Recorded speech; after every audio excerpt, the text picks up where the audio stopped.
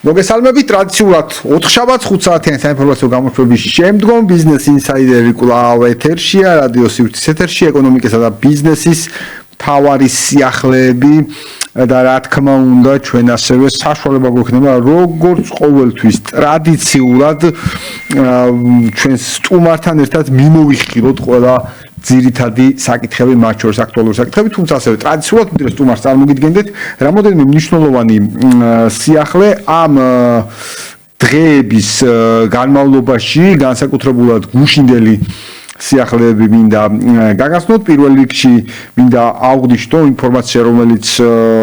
პირველებმა ჩვენ ბიზნეს ინსაიდერმა გავავრცელეთ, რომ ეკონომიკური თავისუფლების ინდექსში საქართველოს პოზიცია გაუმჯობესდა. სხვა შორის თუ დავაკვირდებით საქართველოს პოზიციის გაუმჯობესებას ეკონომიკური თავისუფლების ინდექსში, აქ აღმოვაჩენთ რამოდენიმე საინტერესო ფაქტს. პირველ რიგში უნდა აღინიშნოს, რომ გაუმჯობესების ტენდენცია და გაუმჯობესების ტრენდი მიმდინარეობს ბოლო 3 წლის განმავლობაში ფაქტიურად, ან ბოლო 3 წლის განმავლობაში საქართველოს აუმჯობესებს ამ კუთხით ეკონომიკური თავისუფლების ინდექსში არსებულ ვითარებას. ცხადია, ეკონომიკური თავისუფლების ინდექსი მოიცავს არა ერთ მნიშვნელოვან საკითხს, რომელზეც ხდება აქცენტის გაკეთება და რომელთაც ცალ-ცალკე შეფასება ხდება, რა თქმა უნდა, ეს ამ კუთხით ცალსახად მნიშვნელოვანი საკითხია, თუმცა ასევე ძალიან მნიშვნელოვანია, რომ ხდება ჯამური გაუმჯობესება ამ კუთხით. ჩვენ როდესაც საუბრობთ ხოლმე საერთაშორისო ორგანიზაციების რეიტინგებზე და შეფასებებზე,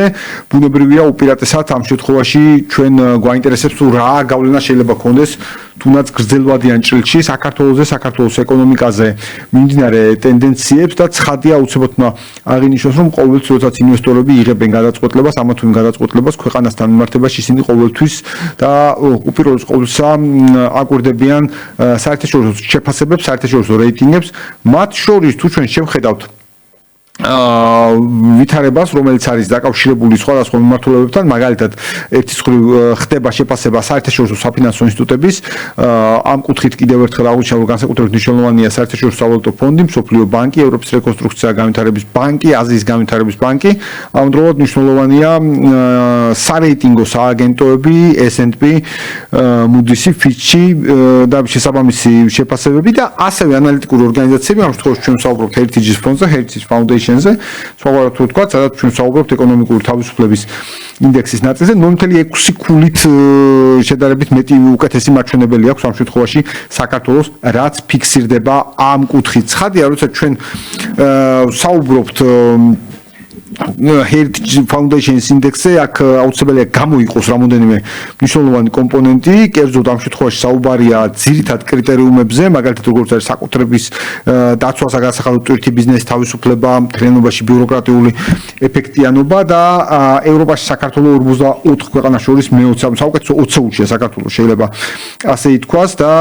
საქართველოს კლასიფიცირდება როგორც ზომიერად თავისუფალი ქვეყანა. კიდევ ერთხელ რამოდენიმე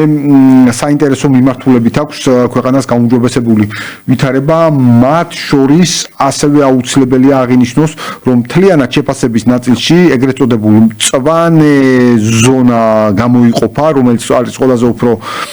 ისეთი სრულად თავისუფალ ნაწილს აღნიშნავს და თუ ჩვენ შევხედავთ მწვანე ზონის ნაწილს, მაგალითად საგადასახადო თავისუფლება ამ შემთხვევაში ისევე როგორც ვაჭრობის თავისუფლება, ისევე როგორც მთავრობის ხარჯების ნაწილი, ფისკალური დისციპლინა არის განსაკუთრებულად გამორჩეული მიმართულება და ცხადია მისასალმებელია ეს ნაწილი. კიდევ ერთხელ საერთაშორისო საფინანსო ინსტიტუტების შემდგომ უკვე ჩვენ ვსაუბრობთ, რომ საქართველოს აქვს ძალიან მნიშვნელოვანი შეფასება ანალიტიკური ორგანიზაციების მხრიდან და კიდევ ერთხელ ეს არის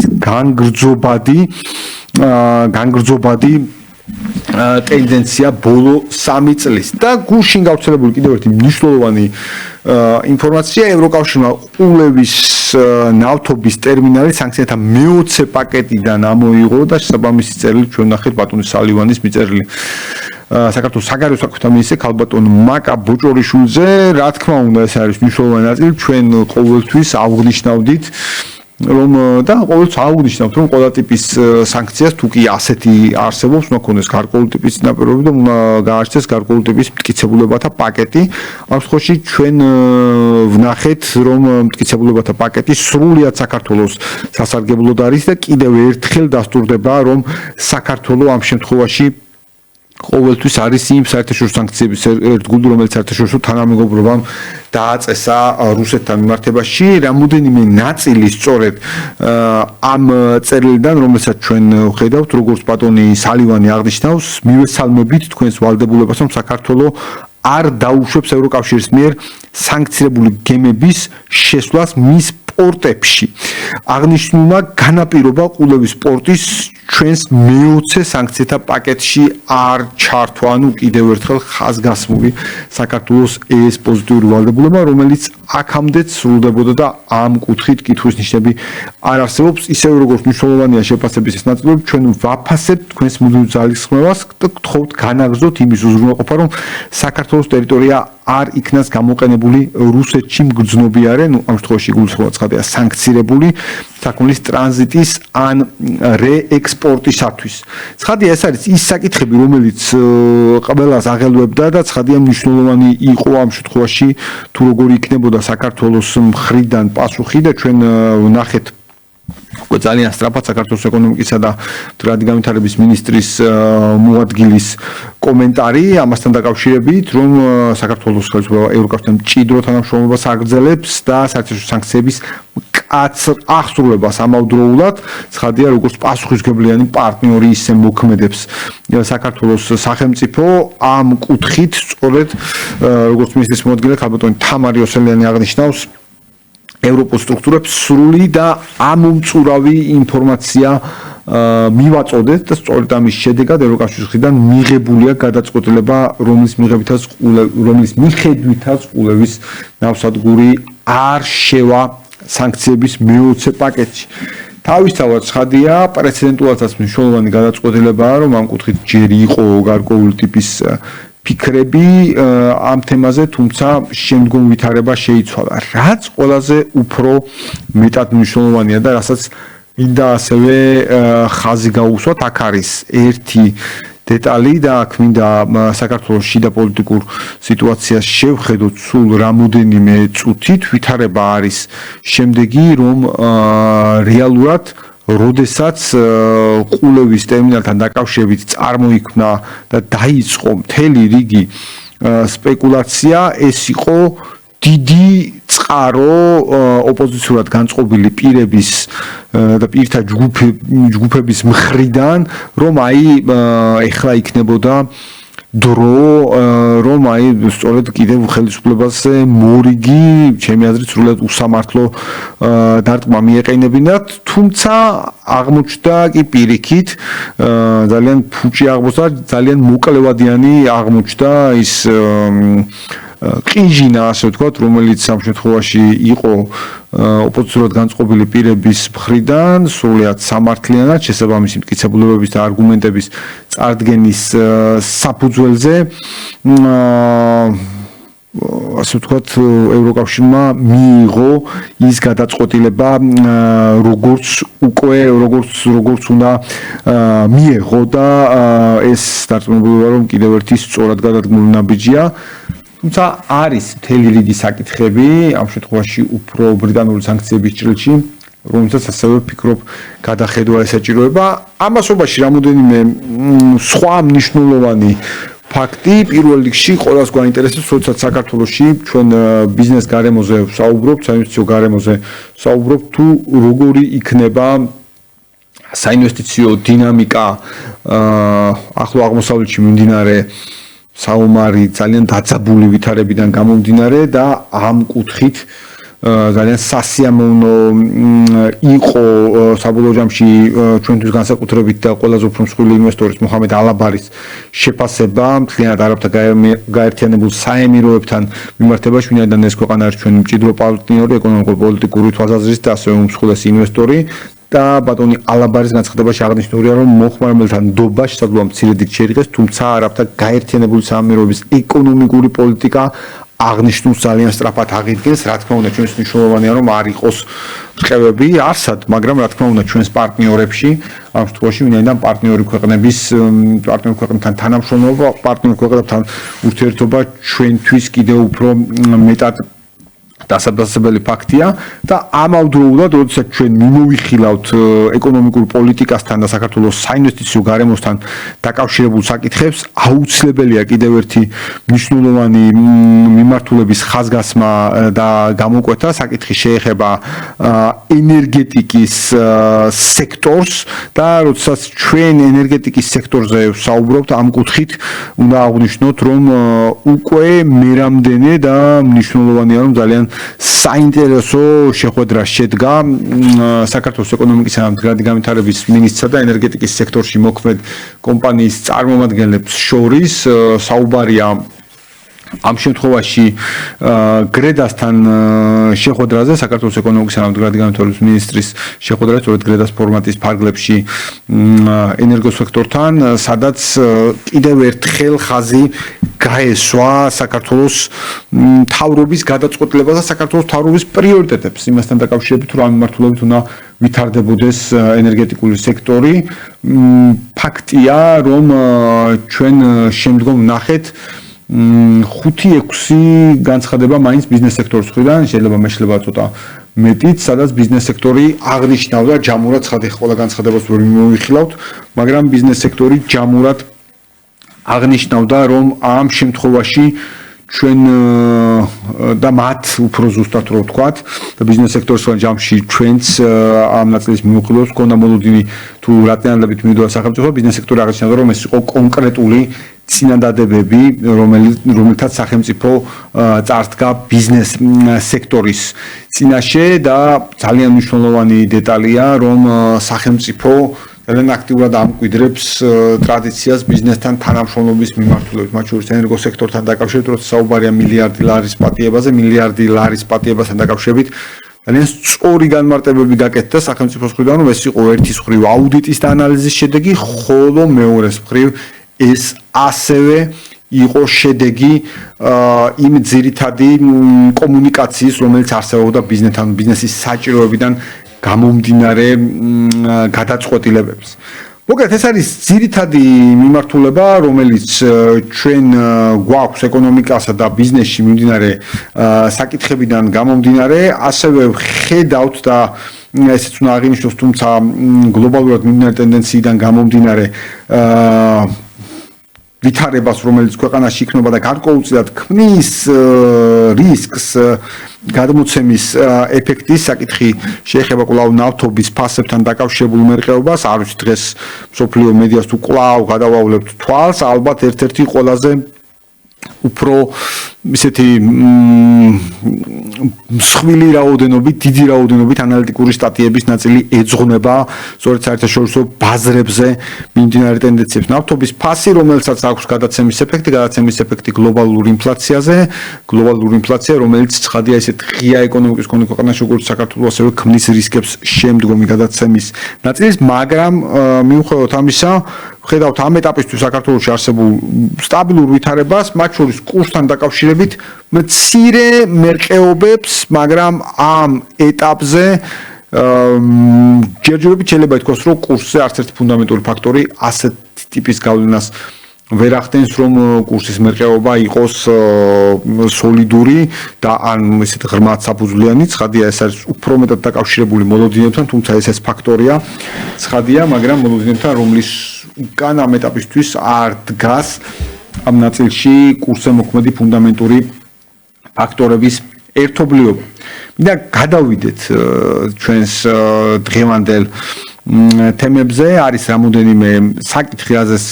გვინდა რომ ყურადღება გავამახვილოთ, რაც გასული კვირის განმავლობაში განსაკუთრებით მნიშვნელოვანი თემა იყო, ერთ-ერთი გამოკვეთილი თემა. მე ვფიქრობ, ხა ჩვენი მსმენელები, მაყურებლები ამ ნაწილზე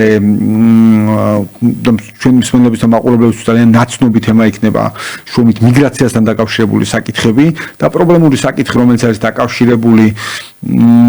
იმ ადამიანებთან, რომლებიც დასაქმებულები არიან საქართველოში, მათ შორის საკურიერო მომსახურების სფეროში, რომელთანაც ალბათ უმრავლეს ჩვენგანს ქონია შეხება, არიან უცხო ქვეყნის მოქალაქეები და ცხადია, ბევრს აინტერესებდა და ბევრს გვაინტერესებს, რამდენად ლეგალურად ისინი იმყოფებოდნენ საქართველოში, ან რამდენად ლეგალურად იკავებდნენ სამუშაო ადგილს, იყო სხვა მოსაზრებები, რომ ისინი საქართველოს მოქალაქეებს ართმევენ მათ შორის სამუშაო ადგილს და ასე შემდეგ. და ამ შემდეგ მოკლედ თემა ბევრია, რაც თავარია სახელმწიფოს აქვს გამკაცრებული საიმიგრაციო პოლიტიკა. ამ თვალსაზრისით და გამკაცრებული პოლიტიკის ფარგლებში არაერთი ნაბიჯია გადადგმული, ამასვე ეხება კიდევ უშუალოდ მიგრაციის შესახებ კანონი, თუმცა პირველ რიგში მინდა დავიწყო ასევე მნიშვნელოვანი თემის მიმოხილვით, ეს შეეხება მომხმარებელთა დაცვის მეოთხე საერთაშორისო კვირეულს, სადაც მარეგულირებლები არიან ასევე წარმოდგენილები და კვლავ კიდევ ერთხელ შეეხება, რომელიც გუშინ გაიხსნა ფაქტიურად, უბრალოდ ორშაბათს გაიხსნა ფაქტიურად და შეეხება მომხმარებელთა უფლებების დაცვის შესახებ ცნობიერების ამაღლების ნაწილს, ამ ნაწილზეც ვისაუბრებთ, მაგრამ ამ ყველაფერზე ვისაუბრებთ ჩვენ სტუმართან ერთად. ბატონი ვახტანგ შულღაია, ჩვენი სტუმარი, დამსახურებელთა ასოციაციის სიურდული კომიტეტის ხელმძღვანელი. ბატონო ვახტანგ, მოგესალმებით, მადლობა გიხდით რადიო სივრცეში ბიზნეს ინსაიდერში მობრძანებისათვის და მოკლედ ვფიქრობდი, საიდან დამეწყო და ვარჩიე მაინც მომხმარებელთა კვირეულიდან დაწყება, ვინაიდან ორშაბათს დაიწყო, მესამე დღეა დღეს ოთხშაბათს მიმდინარეობს მეოთხე საერთაშორისო კვირეული და როგორ აფასებთ თქვენ კვირეულის მიმდინარეობას და ზოგადად მომხმარებლის ნაწილში ცნობიერების ამაღლების მიმართულებას თქვენი არაერთ სტატიას ანალიტიკურ შეფასებას ვიცნობ ამ შემთხვევაში თქვენი კომპანიიდანაც, არა მხოლოდ როგორც დამსახურებელთა ასოციაციის მიმართულებიდან, ცხადია, ვიცი რომ ძალიან ინტენსიურად პერსონალურად თქვენ მუშაობთ ამ საკითხზე. ზოგადად რომ აღწეროთ ვითარება სფეროში და მათ შორის კვირეულის მიმდინარეობასაც რომ მისცეთ შეფასება. ძალიან საინტერესო კვირეულია, უკვე მეოთხე ტარდება და ორგანიზებულია კონკურენციის სააგენტოს და სხვა მარეგულირებული უწყებების. საკმაოდ პროდუქტიულად შეგვიძლია შევაფასოთ ზოგადად ამ მიმართულებით სახელმწიფო უწყებების მუშაობა, რაც გამოიკვეთა კიდევაც ორშაბათს პრეზენტაციაზე. ფაქტობრივად 100%-ზე მეტი არის გაზრდილი მომართვიანობა მომხმარებელთა გააქტიურებულები არიან, კი, ძალიან გააქტიურებულები არიან. ესე ვთქვათ, შედეგი არის როგორც იმ ნაყოფიერი მუშაობის, რასაც ეს სააგენტოები ამ კუთხით მიმართავენ, ასევე ზოგადად ცნობიერების ამაღლების კუთხით ესე ვთქვათ, кейსები ვრალდება, საზოგადოება ეცნობა და შესაბამისად ძალიან ხშირად თან ჩვენ საზოგადოებას ზოგადად უყვარს ესე ვთქვათ, განცხადებების დაწერა, პრობლემის ხაზგასმა, მით უმეტეს, როდესაც მარტივი არის ესე ვთქვათ, ამ დაცვის უფლების მქონე სახელმწიფო უწყებების მიმართვა, როგორც არის ხოლმე იმეილი, SMS-ი, სხვადასხვა საშუალებებით არ არის საჭირო რაღაც განცხადების დაწერა, რაღაც მისვლა. ამან ძალიან გამარტივა ამ ელექტრონულ საქმის წარმოებამ საშუალებები და შესაბამისად მომხმარებლებიც ბევრად უფრო აქტიურები არიან. თუ დავაკვირდებით ტენდენციას, ესე ვთქვათ, კონკურენციის სააგენტოს კუთხით რომ შევხედოთ, თავდაპირველად მსხვილ კომპანიები იყო, ვინც ესე ვთქვათ, პირველი ტალღა,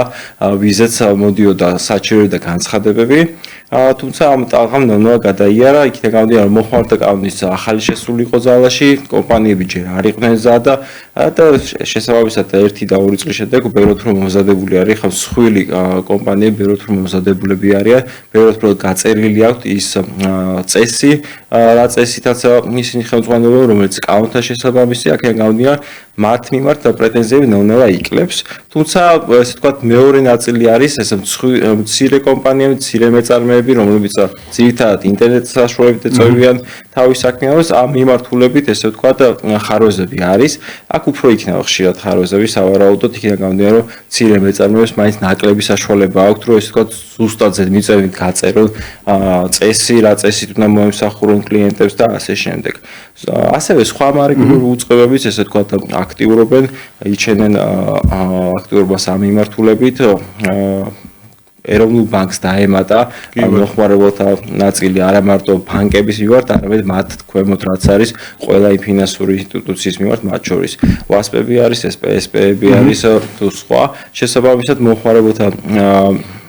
დაცვის მიმართულებით ეროვნული ბანკიც უფრო გააქტიურებული იქნება შემდგომ პერიოდებში. ხო, ჩვენ რასაც ვხედავთ, აი თქვენ აღნიშნეთ გაზრდილი მომართვენობა და ნუ შესაბამისად გააქტიურებული მომხმარებელი. აქ ერთ საკითხზეც მინდა გავამახვილო ყურადღება, რომ თუ სწორად მესმის გამომდინარე იქიდან, რომ აღნიშნეთ მეოთხე საერთაშორისო კვირეული, ხო, რომელიც ჯამში ცნობიერების ამაღლებას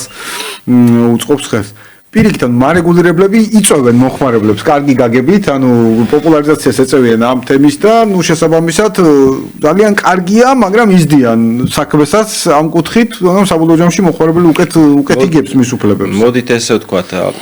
აუცილებელიც არის, რომ ინფორმირებული მომხმარებელი ყავდეს, იმისათვის იმ შემთხვევაში თუ რაც უფრო მეტი ინფორმირებული მომხმარებელი გვექნება, შესაბამისად მეტად გაიზრდება კონკურენცია, კომპანიების კეთილსინდისიერი კონკურენცია. ისინი შეეცდებიან ესე ვთქვათ, არა რაღაც ხრიკებით ან სხვადასხვა манипуляციების გზით ახალი მომხმარებლის მოზიდვას, არამედ კეთილსინდისიერ კონკურენციაში შორა, რაც თავისთავად საბოლოო ჯამში ისო მომხმარებლის სასიკეთოდ იქნება. იმიტომ რომ ჯანსაღი კონკურენცია, ესე ვთქვათ,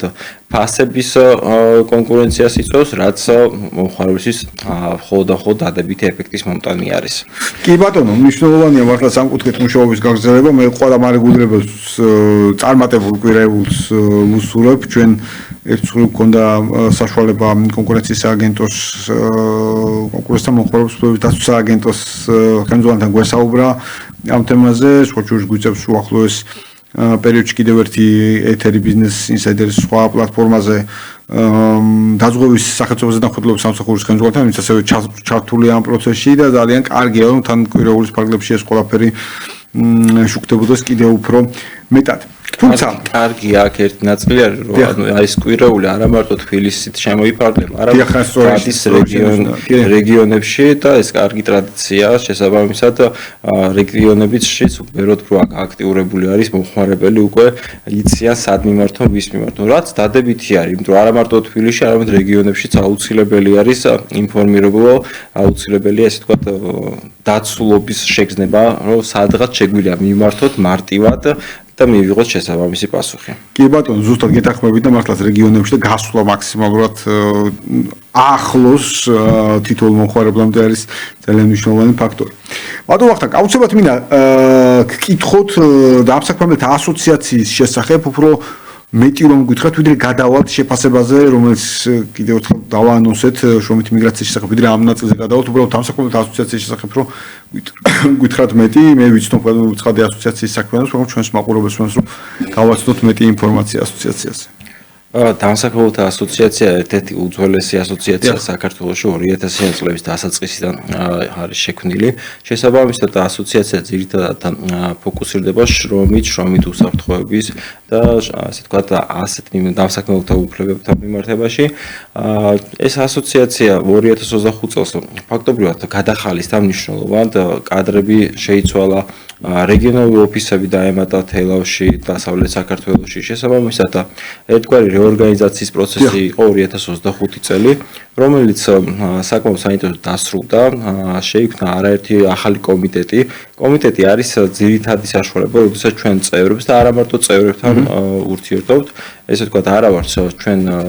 შემოსაზღვრული, გინდა თუ არა მაინც წევრი უნდა იყო, რომ მიიღო მონაწილეობა სხვადასხვა საკითხის განხილვაში, სხვადასხვა კომპანიებიცაც ვიწვევთ საინტერესო თემებთან დაკავშირებით და შესაბამისად მე უფრო ინტერესდებიან, ხედავენ უშუალოდ ჩართულები არიან ისინი საქმიანობაში და უფრო მეტი დაინტერესება ხდება. შესაბამისად 2025 წელი ჯამში რო შევაჯამოთ, კი, ეს მნიშვნელოვანია. საკმაოდ საინტერესო წელი იყო ასოციაციისთვის, გარდაქმნის წელი იყო და ბევრად უფრო ესე ვთქვათ დახუნწული თავისი შემადგენლობით შეხვდა 2026 წელს ასოციაცია. კი ბატონო, რამოდენიმე საინტერესო სიახლე სწრაფად დაწყებული 2026 წელს, აი ერთ-ერთი მნიშვნელოვანი ნაწილი სწორედ შრომითი მიგრაციის შესახებ კანონში ცვლილებებს შეეხება. ჩვენ ქონდა საშუალება ასევე ჩვენ სხვა პლატფორმაზე გვესაუბრა ამ ნაწილთან დაკავშირებით, თუმცა ამავდროულად კიდევ ერთხელ მე მსმენელს მაყურებელს მინდა შევახსენო, რომ თქვენი ასოციაცია იყავით წარმოდგენილები იმ შეხვედრაზე, რომელიც იყო ჯანდაცვის სამინისტროს მიერ ორგანიზებული, იქ იყო ასევე ეკონომიკის განვითარების სამინისტრო წარმოდგენილი. კიდევ ერთხელ ნახეთ ბიზნესის და მთავრობის კომუნიკაციის საშუალება ამ თემაზე. თუ შეგვიძლია რომ შევაფასოთ ჯერ პირველ რიგში შრომითი მიგრაციის შესახებ კანონში შესული ცვლილებები, რომელიც უკვე ამოქმედდა და შემდგომ უკვე ვისაუბროთ про მე ნაწილზე. პირველ რიგში აი განმარტოთ რა ცვლილებები ამოქმედდა და რატო თან გადაგზა გავივლით ამ ნაწილს. ამ პირველ რიგში ებით დავიწყებ, რომ ამ ცვლილებებს ესე ვთქვათ, რაც შევიდა ძალაში, რომლის ძალითაც უცხოელი რომ დასაქმდეს საქართველოში საჭიროა ნებართვის მოპოვება, ბიზნესი ხარს უჭერს. ანუ ცალსახარი რომ ალბათ ნებისმიერი როგორც ბიზნესი, ისე საქართველოს მოქალაქე ამ ცვლილებას ხარს უჭერს. ეს არის მნიშვნელოვანი იმ შეხვედრაზე ზუსტად ეს სულისკვეთება იყო, რომ არავინ არ იყო, ესე ვთქვათ, ამ ცვლილებების წინააღმდეგი. რა შეიცვალა 1 მარტიდან ამოქმედებული ცვლილების შედეგად იმისათვის რომ საქართველოში უცხოელი დასაქმდეს საჭირო არის პირველ რიგში მოპოვებული იქნას ნებართვა რომელსაც გასცემს ჟრომის ჯანმრთელობის და სოციალური დაცვის სამინისტროს შესაბამისი უწყება დასაქმების სააგენტო დასაქმების ხელშეწყობის სააგენტო შესაბამისად მხოლოდ ამ ნებართვის მოპოვების შემდგომ შესაძლებელი არის საქართველოში ჩამოსვლა და დასაქმება იმ შემთხვევაში თუ იმყოფება საზღვარგარეთ ვიზის აღება დასჭირდება თუ ის კანონიერი გზით იმყოფება საქართველოს ტერიტორიაზე შესაბამისად ბინადრობის ნებართვას მოიპოვებს ცალსახარი ნებართვა გაიცემა მხოლოდ ისეთ პირზე ვინც ლეგალურად იმყოფება საქართველოს ტერიტორიაზე სხვა შემთხვევაში თუ დარღვეული აქვს უფლება გადაცილება ან სხვა რაღაცა გაძევების პროცედურაა დაწყებული შესაბამისად ასეთ ტიპზე ნებართვა არ გაიცემა კი ბატონო კიდევ ერთხელ რომ თქვათ აი რა მნიშვნელოვანია რომ რაც თქვენ აღნიშნეთ რომ ბიზნესი ეთანხმება სახელმწიფოს და აქ ფაქტურად ორმხრივი ინტერესები ერთმანეთს დაემთხვა კიდევ ერთი ჯამში ესეთ დიალოგით მიღებული გადაწყვეტილება თუმცა აი რა იყო ძირითადი ფაქტორი თქვათ აი რამაც დააპროვოცირა გაგებით აღნიშნული გადაწყვეტილების მიღება საფრთხონდა აქ ძირითადად პრობლემური ნაწილი როგორც ასე ვთქვათ, ჩვენ ყველა ვხედავდით და იდეაში ესეც გაცხადებული არის ამ კანონის შედეგად გვაქვს სამი სფერო, სადაც ფაქტობრივად აიგზალა უცხოელების მუშაობა. არ შევაფასებ რამდენად სწორია ეს თლიანი აკრძალვა ან არის სწორი, თუმცა აიგზალა ეს არის საკურიერო მომსახურება, ეს არის გზავრთა გადაყვანა, ეს არის გიდების მომსახურება. ამ სამ სფეროში ფაქტობრივად სრულად აიგზალა 1 მარტიდან უცხოელის დასაქმება შესაბამისად ეს იყო მაპროვოცირებელი როგორც ჩანს ხელისუფლებისთვის, რათა მიიღოს შესაბამისი გადაწყვეტილება, თუმცა მოდით გადმოვყოთ ბიზნესი ნაკლებად იყო დაინტერესებული, ესე ვთქვათ, უშუალოდ ბიზნეს საქმიანობა არ არის არც გიდის მომსახურება, არც საკურიერო მომსახურება, არც გზავრთა გადაყვანა, ესე ვთქვათ, უფრო თვითდასაქმებულების ნაწილი იყო, ბიზნეს რაც დაინტერესებს ამ შემთხვევაში ეს არის იგივე პროექტებზე მუშა ხელის შემოყვანა, ის კვალიფიციური ხელოსნების შემოყვანა და ასე შემდეგ. შესაბამისად ეს წნეხი ბიზნესზე ნაკლებად წამოვა პირდაპირ გაგებით, თუმცა ალბათ რაღაც გარკვეული კუთხით შეიძლება შეეხოს უშუალოდ იმ სფეროებს, სადაც ეს პირები მოღვაწეობდნენ. კი ბატონო, აუცილებლად მინდა კითხოთ ახლა მოლოდინებთან დაკავშირებით, გარკვეული ტიპის ვადები და მოლოდინები, ხო, რაღაც ვადებიც არსებობს და გარკვეული ტიპის გათვლებიც ალბათ არის. მათ შორის თქვენი შეფასება მნიშვნელოვანია, თქვათ, რას ველოდებით, რა უნდა მივიღოთ ჯამში ამ ცვლილებებიდან გამომდინარე. პირველ რიგში ჩვენი მოლოდინი არის, რომ ის შეხვედრა, რომელიც შედგა წინა კვირას, ფაქტობრივად პოვებს და ასახვას და შემდგომი შეხვედრა, უფრო საქმიანი შეხვედრა, ესე ვთქვათ, და შედგება სამინისტროსთან იმ ხარვეზების თუ გამოწვევების აღმოსაფრთხო და ჩვენი პოზიციების უკეთ მისატანად, იქნება გამომდინარე, რომ არის რაღაც საკითხები, რომელიც ესე ვთქვათ, ბიზნესს აწუხებს თუნდაც ამ ცვლილებებში, მიუხედავად იმისა, როგორც მე თქვი თავიდანვე, რომ ბიზნესი ერთმანეთს უჭერს ხარს ამ პოლიტიკას, თუმცა ის წესი და ის პროცედურა რაც არის შეიცავს რაღაც საკითხებს, რომელიც ესე ვთქვათ, საჭიროებს შემდგომ დამუშავებას. ეს არის პირველი მოლოდინი, რაც არის, თუმცა ეს გრძელვადიანი მოლოდინში რო შევხედოთ, თავისთავად ეს გამოიწვევს, უნდა გამოიწვიოს, ჩვენი მოლოდინი არის, რომ ქართველი მუშახელი ბევრად უფრო დაფასებული, ბევრად უფრო კონკურენტუნარიანი უნდა გახდეს და შესაბამისად ადგილობრივ ბაზარზე აისახება დადებითად და აღნიშნული ცვლილებები. ხო, იმიტომ რომ აი ხშირ შემთხვევაში არის ხოლმე საუბარი ზუსტად იმასთან დაკავშირებით, ახლა რაც თქვენ აღნიშნეთ, რომ ადგილობრივებს უჭირთ დასაქმება ამ კუთხით. თუმცა მეორე მხრივ ასევე გვესმის რომ და გვესმის სხვადასხვა ტიპის შეფასება რომ განაისრომ სამუშაო ადგილები არის არამედ თქვა ადგილობრივ სანაზღაურება არ აკმაყოფილებს უკეთ ბევრი ვერსია ამაზე თქვენი დაკვირვება ბევრი ესე თქვა ნიუანსი არის რომელიც უნდა იყოს გათვალისწინებული პირველ რიგში ის რომ სამუშაო არსებობს ცალსახარის არაერთი კომპანიისგან და 2014 წლიდან მოყოლებული ყველა ესე თქვა რეიტინგში თუ ყველა გამოკითხვაში ლიდერობს ის პრობლემა, რომ დასაკვალიფიციური მუშახელის პრობლემა არსებობს ქვეყანაში. ეს ასე ვთქვათ აღმოფრველი იქნება, სავარაუდოდ ჯერ მხოლოდ იქიდან გამომდინარე, რომ მოსახლეობის ზომა არ არის ახლა ჩვენი ქვეყანაში იმხელა რომ ყველანაირი მოთხოვნა დაკმაყოფილდეს ცალსახარის, თუმცა მეორე კუთხით არის ეს არის განათლების პრობლემა. ეს არის პროფესიული განათლების პრობლემა, რომელიც საჭიროებს უფრო მეტ, ესე ვთქვათ, დახვეწას, უფრო მეტ რეფორმას, რათა მეტი პროფესიული კადრი გამოვიდეს. ფაქტორად ჩვენთან მუშახელი კვალიფიციური ვისაც ჩვენ ვეძახით, ხო, ან თვითნასწავლი არის, ან კომპანიაში მისული გაზრდილი და შესაბამისად დახელოვნებული თავის საქმეს. ფაქტურად ის რომ ხო აი თითქოს უნივერსიტეტიდან წავიდა და დაიწყო ხო ან უნივერსიტეტიდან წავიდა და დაიწყო ძალიან ცოტა არის ის სტატისტიკებიც მოწმობს რომ უნივერსიტეტს ამთავრებენ თუმცა სამსახურს მაგ კვალიფიკაციით საერთოდ არ იწყებენ ეს არის მიწოდება მოთხოვნის ჯაჭვის დარღვევა რომელსაც საჭიროებს უფრო მეტ დროს რესურსს რათა აღმოიფრვას მართ შორის ესრულებები, არა განათლების რეფორმა და ასე შემდეგ. კი ბატონო, ახლა განათლების რეფორმა ვახსენეთ, ასე ვთქვათ, და ზოგადად ვსაუბრობთ ბიზნესსა და ბიზნესის მხრიდან მოთხოვნას და სამუშაო ძალის მიწოდება შორის კავშირზე ყოველთვის ვიხსენებთ ხოლმე საქართველოს ბიზნეს ასოციაციის ერთ კვლევას, სადაც არაერთ კვლევას, არამედ BAG ინდექს, რომელიც კვარტალურად ქვეყნდება, წყდა ძალიან საინტერესოა უკვე მიმდინარე წლის პირველი კვარტლის მაჩვენებლები, როცა ის გვაქვს, ჯერ ცოტა ადრეა ცხადი ამაზე საუბარი. თუმცა მაინც როცა ამ ინდექსს უყურებთ, ამ ინდექსებს საუბრობთ, აქ არის ერთი მნიშვნელოვანი ნაწილი, რომ ბიზნესი განიცდის კვალიფიციური სამუშაო ძალის დეფიციტს, ზოგადად სამუშაო ძალის დეფიციტს და მეორე მხრივ ჩვენ ხედავთ, რომ მაინც მიუხედავად კლების ტენდენციისა, მაინც მაღალია უმუშევრობა საქართველოში 13.9% და აი ზუსტად აქ მივდივართ რომ სად არის აქ განათლება და ბიზნესის მეტი დიალოგი და იქ თქვენ პროფესიული განათლებაც ახსენეთ. მოკეთ თითქოს ჩვენთან წარმოგვიდგენთ რომ მაინც ამის უმაღლესი განათლება უნდა იყოს და ეგ არის გარანტია დასაქმებად. კი, ეგ არის ერთ-ერთი პრობლემა რომ ანუ ხშირად ესე ვთქვათ, იმიტომ აბარებს ბავშვი უნივერსიტეტში რომ ოჯახს სჭირდება, რომ დიპლომი ჰქონდეს. ამ შემთხვევაში და არა იმისათვის, რომ რაღაც დაეუფლოს პროფესიას, იქიდან გამომდინარე, რომ ხშირად არის შემთხვევები, როდესაც უბრალოდ უნივერსიტეტს არც ამთავრებს ეს პიროვნება. ამიტომ არის საშუალო და სკოლის განათლების დროს მნიშვნელოვანი არის უფრო უნარებზე აქცენტირება, საჭირო არის ბოლო დაამთავრებელ კლასებში ისეთი საგნების შემოტანა, რომელიც ადამიანს დააფიქრებს მის კვალიფიკაციაზე, დააფიქრებს თუ რა გზა უნდა ერჩიოს, რა ურჩევნია და არა ესე თქვათ პოსტფაქტუმ, როდესაც დაამთავროს უნივერსიტეტს, მე ხდებოდეს, რომ თურმე საერთოდ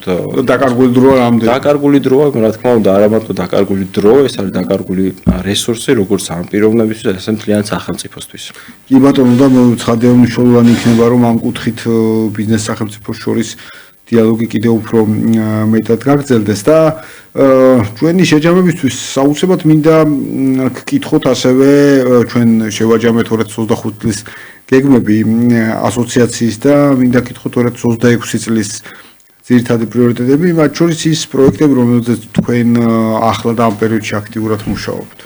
კი, ძალიან დატვირთულად დაიწყო 2026 წელი, შესაბამისად ველოდებით რამდენიმე მნიშვნელოვანი პროექტი დაწყებას. დღესაც ჩვენი წარმომადგენლები იყვნენ ექსპერტ ფრანსის მიერ ორგანიზებულ ღონისძიებაზე, რომელიც სტარტდებოდა ეს ეხებოდა ესე თქვათ ნეტვორკინგს, ეხებოდა ასევე შრომის სისტემებს და მათ მონიტორინგის საშუალებებს. მნიშვნელოვანი იქნება ასევე პროექტი, რომელსაც UNDP და ILO, ანუ შრომის საერთაშორისო ორგანიზაცია აპირებენ რომ დაიწყონ, ეს არის ფორმალიზაციის პროექტი, რომელიც ძალიან ბევრი ასპექტისგან შედგება, ეს როგორც საგადასახადო, შრომითი, ასევე სოციალური ფორმალიზაციის პროექტი და შესაბამისად საკმაოდ დიდი პროექტია, რომელიც რამდენი წლიანი იქნება, ასევე თვითონ თავაცა ასოციაცია ამ შემთხვევაში ერთ-ერთ პროექტს ველოდებით, რომელიც უშუალოდ ასოციაციის გაძლიერებაზე იქნება მიმართული და ველოდებით ამ პროექტის დაწყებასაც. უნებრივია, ხო, ეს მნიშვნელოვანი ნაწილია, ვინაიდან თქვენ ასევე აქტიურად უზრუნველყოფთ ბიზნესის სახელმწიფოს დიალოგს, გარკვეულად განსაკუთრებით დასაქმების. დამსაქმებელთა ასოციაცია არის სოციალური დიალოგის პარტნიორი და სამხრივი კომისიის წევრი, რომელშიც ჯანდაცვის სამინისტრო, პროფკავშირები და ჩვენ მხრიდან დამსაქმებელთა ასოციაცია მონაწილეობენ. კი ბატონო, ძალიან დიდი მადლობა მინდა გადაგიხადოთ ძალიან საინტერესო საუბრისთვის და ზოგადად თქვენი ასოციაციის ძალიან ესეთი აქტიური საქმიანობისთვის. ჩვენ ვხედავთ ამ ნაწილს თუ რამდენად აქტიურად ხართ ჩართული და აკვირდებით მიმდინარე პროცესებს, რომელიც ქვეყანაში ხდება, ვინაიდან კიდევ ერთხელ უნდა აღინიშნოს, რომ ბიზნესსა და სახელმწიფოს შორის დიალოგი განსაკუთრებით მნიშვნელოვანია და მათ შორის დასაქმებულთა უფლებები, დამსაქმებლის ვალდებულებები და ასე შემდეგ არის საკითხები, რომელთა მოუგვარებლობაც და ვერ გადაწყვეტაც ხშირად იმაზე უფრო დიდ პრობლემებს ქმნის ხოლმე, ვიდრე ჩვენ წარმოგვიდგენია. კიდევ ერთხელ დიდი მადლობა, მე დარწმუნებული ვარ, რომ